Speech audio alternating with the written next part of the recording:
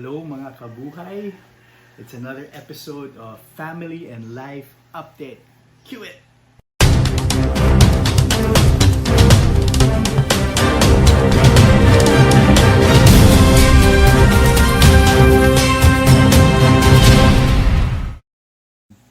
Welcome to another episode of Family and Life Update, where we look at current events through the lens of faith, family, and life.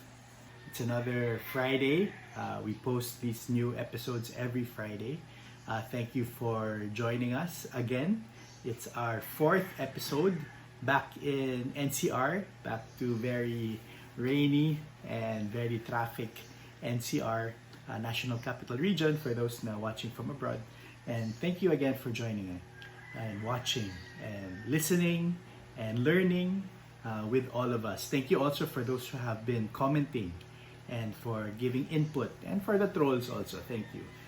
Syempre, you know you've touched some nerves, or you're reaching more people pag may troll, diba?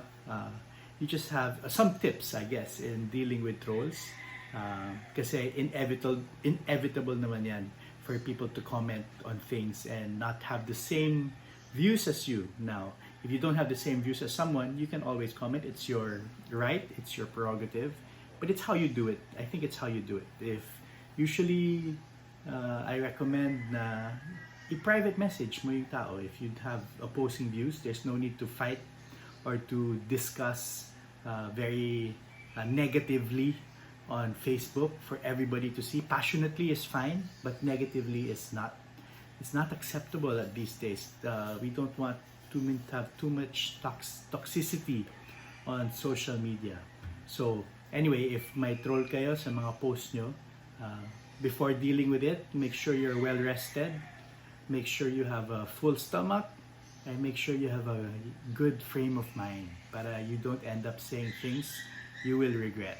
Right? I mean, those are 3 tips I have for those who have trolls in their or negative comments in their posts. Make sure you just approach it with a clear mind, a full stomach, and pray. Of course, pray. Pray before answering, because it's also a way to get your point across, but also to be loving and convince them of why you said the things you did. Maybe you can even change their mind, di ba? So maybe that can be our first topic, yung trolls, di ba? Kasi hindi naman mawawala yan, especially at this time here in the Philippines and the way things have gone over the past few months. Talaga, I think it has become a way of life. It has become a way people do things, and it has become something we have to deal with. So just make sure you don't answer in haste, na pag nakita mo, answer agad, na sobra kayong galit, init, because definitely, when you look back on it, you will regret what you've said. And you've already lost them. You won't be able to change their mind, di ba? So at the end of the day, we really want to change hearts and change minds. So you want to be able to engage with them, not just attack right away and then they're closed off. Now, there are some trolls who are just there just to bait you and to make fun of you, and alam mo naman when you know that this person will not really change their mind, and if that's just going to affect the people on your post, on your page, then blocking is fine. Don't block friends, don't block people you know, but if it's just like a troll and it's an anonymous account, alam mo naman yun and they're just like maybe commenting on every single post and just attacking you. Some people you just don't need on your page. So thank you for joining us on this 4th episode again. We've had our share of trolls. Some we've answered, and some we just, bahala ka. Because you're just there to cause chaos. And we're today on our 4th episode of Family Life Update again. Alright, let's get into it. Our next topic. Very passionate about trolls, no? I mean, it's become a reality over the past few months. But our next topic is Pope Francis has called for consistory, of where it's a meeting or it's an event where he appoints bishops and archbishops to become cardinals. Now, what are cardinals?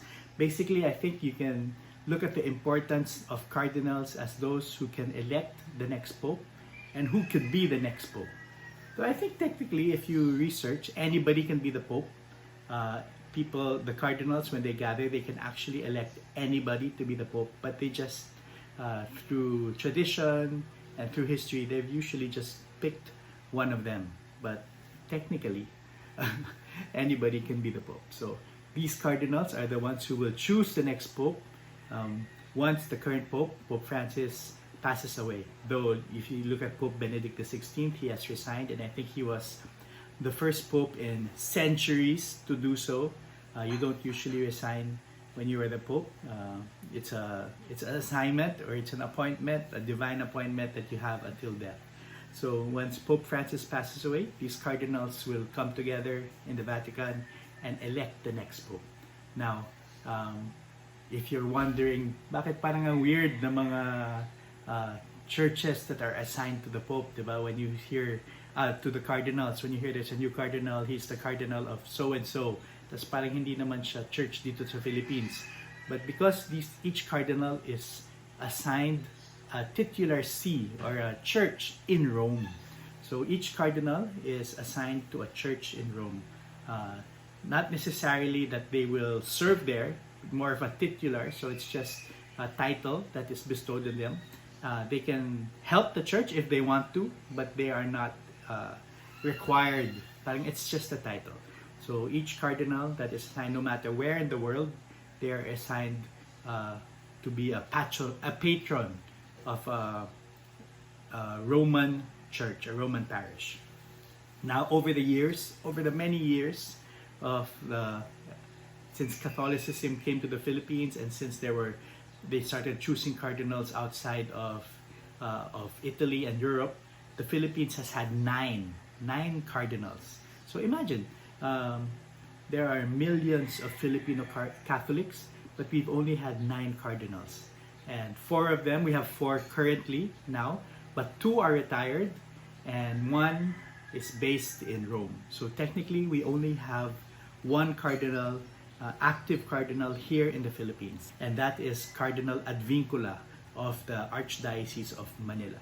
So I did some digging. Now, there are, out of the top 10, now this is a bit technical, out of the top 10 countries that have the most Catholics, they are Brazil, number 1, about 140 million Catholics. Mexico, number 2, 100 million. And then the Philippines were number 3, 85 million. Next is USA, 4th. 5th is Italy. 6th is very surprising. It's the Democratic Republic of Congo. They have 36 million Catholics. And then 7, Colombia. 8, Poland. 9, France. 10, Spain. So where the Philippines is top 3. Now, this is another interesting fact. In Brazil, they have 7 cardinals, and in the upcoming consistory will add 2. So they have 9 cardinals, but only 3 are actually in Brazil. The rest maybe are retired or based in Rome, but 3 of them are in Brazil. In Mexico, 2 out of 6, so 2 are actually in Mexico. In the Philippines, 1 out of 4.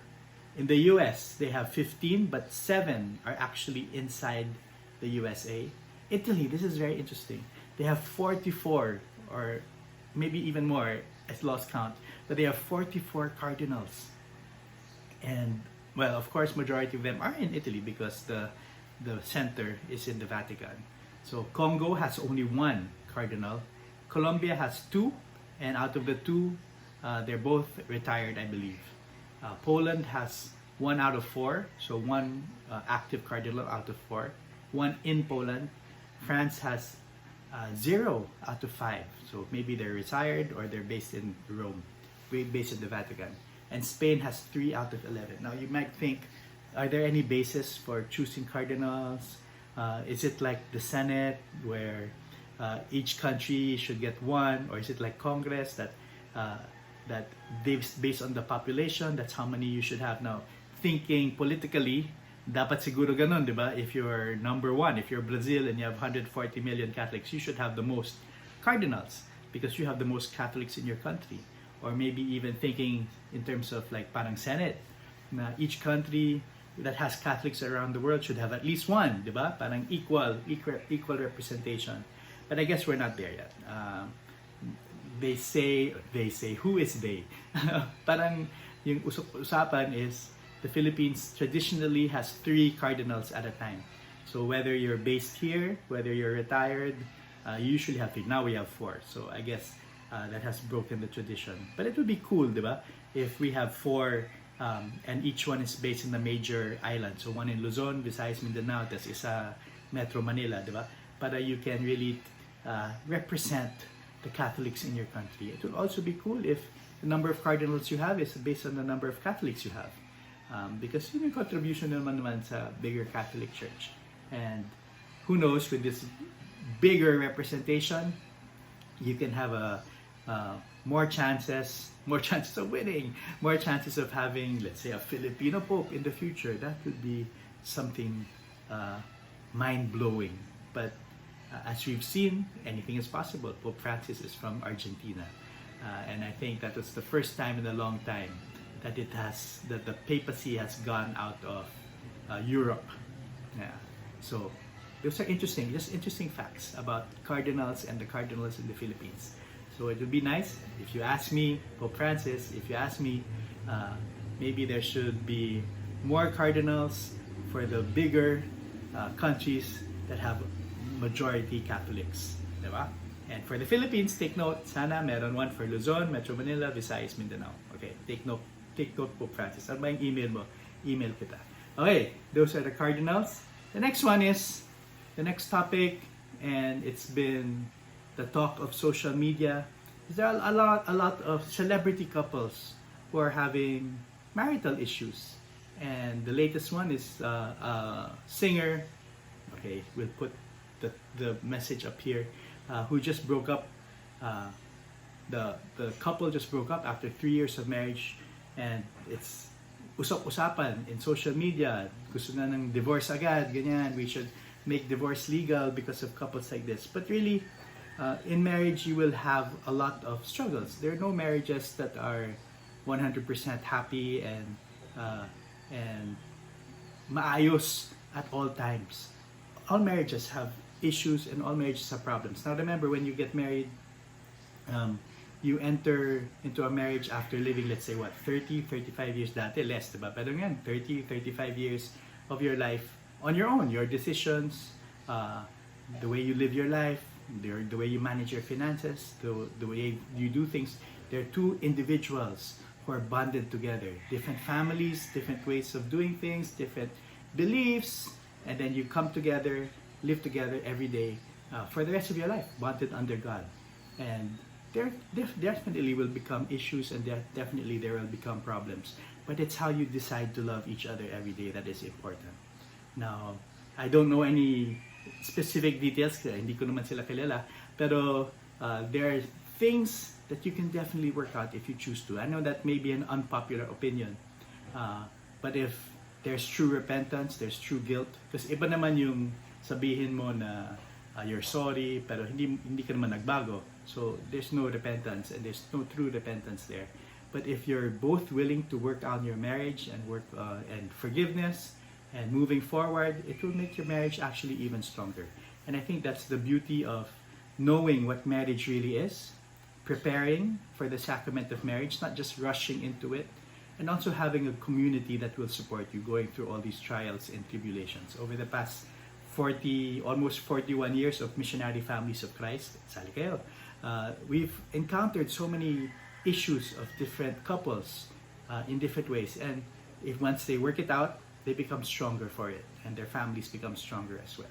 So it's not the end of the world. Maybe iba yung issue pag sikat ka, or politician ka, or kilala ka. Maybe there's some added pressure there, or it's harder to fix because if there are millions of people following you. But at the end of the day, it's your decision. It's your commitment as husband and wife, especially if you have made it under God, and it's something that can be fixed. Nothing cannot be fixed unless both of you have decided to fix it and change your lives for the better. So for those who are struggling out there, give us a call and we can definitely help you on your journey to healing your relationship. Okay, it's June.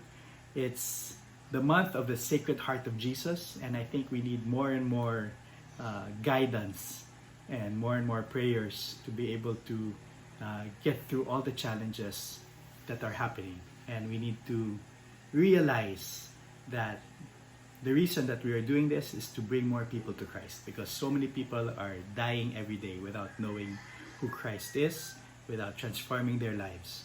And that should push us to be more evangelistic and to be more engaging, but to be more loving as well. So that's a lot. I think we covered a lot today. Thank you for joining us.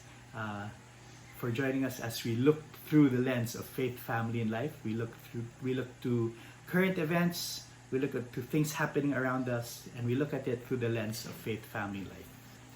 And thank you for joining us. And remember, buhay mo mahalaga. God bless.